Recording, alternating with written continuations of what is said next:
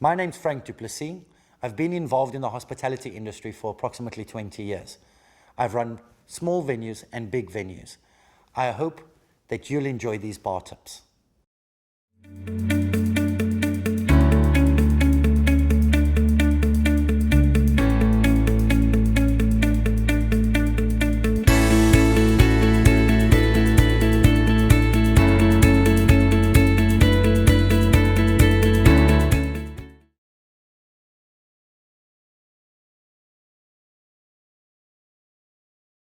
A cellar should be cleaned down every night. It should be packed neatly and tidy when everybody leaves the premises. Our cellar is cleaned regularly. It's important to make sure that you're selling the product from a tidy, clean and cold cellar. Twice a week, the cellar should be cleaned by hosing it down, moving the kegs, giving it a good sweep. Otherwise, beer rot will set in and will let off a terrible smell. So make sure the cellar is cleaned properly with chemicals and obviously with trained people that have the right equipment. Things like the ice machine, we'd tend to turn that off and let it defrost completely. Things like the glass cleaning machine would be cleaned once a week. The ice machine is considered food when it comes to health and safety. So the health inspector will walk in and take a look at your ice machine. Generally what they'll do is they'll run their finger underneath, and if there's any bit of gunk, you will get fined. So make sure that at least once a week, your ice machine is emptied out and given a deep clean inside and outside. One of the key things to remember is to have an ice cleaning schedule stuck outside the ice machine, so if the health inspector walks in, it's easy to find. It's very important for the cellar's temperature to be right. The temperature of a cellar should be between 11 and 13, no more than 13. It can affect cast ale because it's not a pasteurized product, and they should be used between 3 and 4 days, no longer, as it might turn sour. We have a air conditioning system in there, cooling system to keep the beers and all other products in the correct condition. If the cellar is not clean, everything in the cellar gets affected. Make sure that nothing is on the floor besides the kegs. All bottles, even plastic bottles, need to be raised off the ground.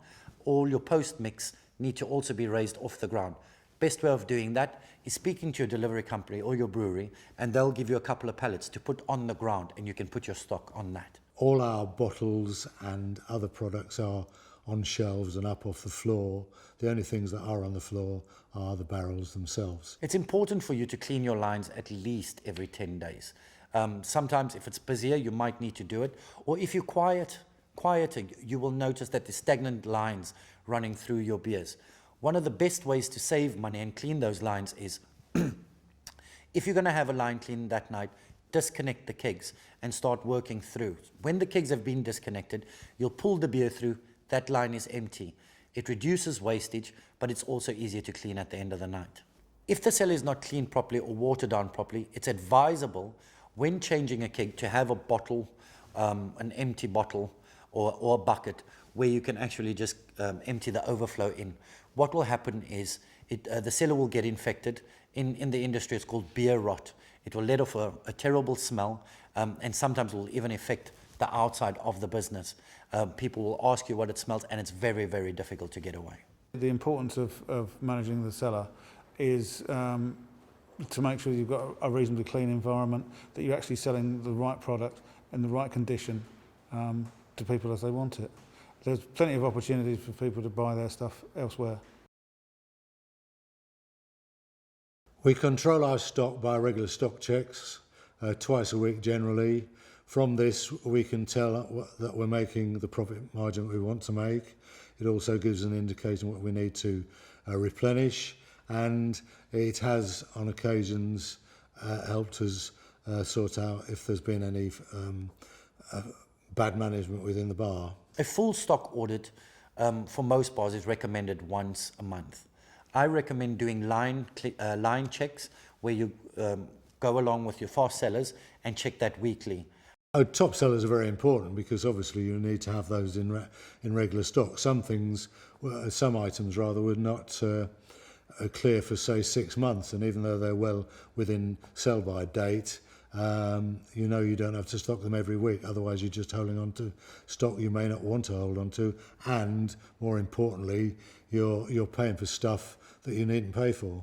Your top 10 sellers should be checked every week, as you want to know what you have on premises, but also it helps you to see if you're wasting too much or if there's any fiddling going on. When a bar is in full swing, people are going in and out the cellar quite often. Ensure that the cellar door is always kept closed and that you do regular checks on the cellar, as the temperature will always fluctuate. The effect of a fluctuating cellar temperature will make beer more fobby, create more foam, and you'll create more wastage. Therefore, bottom line profit will go down. The storage of stock is important. Temperature control is important. The bar store itself is conditioned with coolers, and all the stock, as far as possible, apart from the barrels, are off the floor. First in, first out, FIFO is you need to rotate your stock. So make sure on cellar, cellar cleaning days or delivery days, you rotate stock to make sure that those that are coming in will be the last ones coming out. It's important to have that routine, the discipline.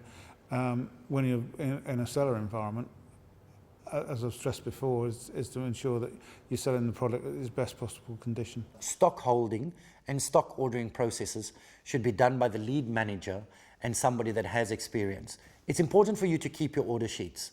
What I recommend is having 1 month's order on the one order sheet. You can split it down to week 1, week 2, week 3, week 4. It's simple. Always have the count and the order next to it. This way you'll be able to see what you use. And if you're not in and you need somebody else to place the order, it's easy for them to pick up the order sheet and they can just follow your method. It's very rare these days that you get a bad barrel or it's been sold to you with too short a sell-by date. Invariably, we just contact the brewery, and the brewery will uplift and give us credit for it. It's very easy to manage a return. If there's a problem on the delivery on the day, speak to the driver and make him adjust the delivery note.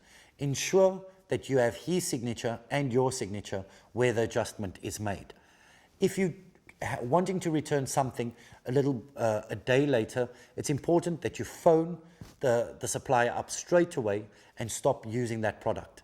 Suppliers will generally change and return a product for you if you haven't used more than 20 to 25% of that product.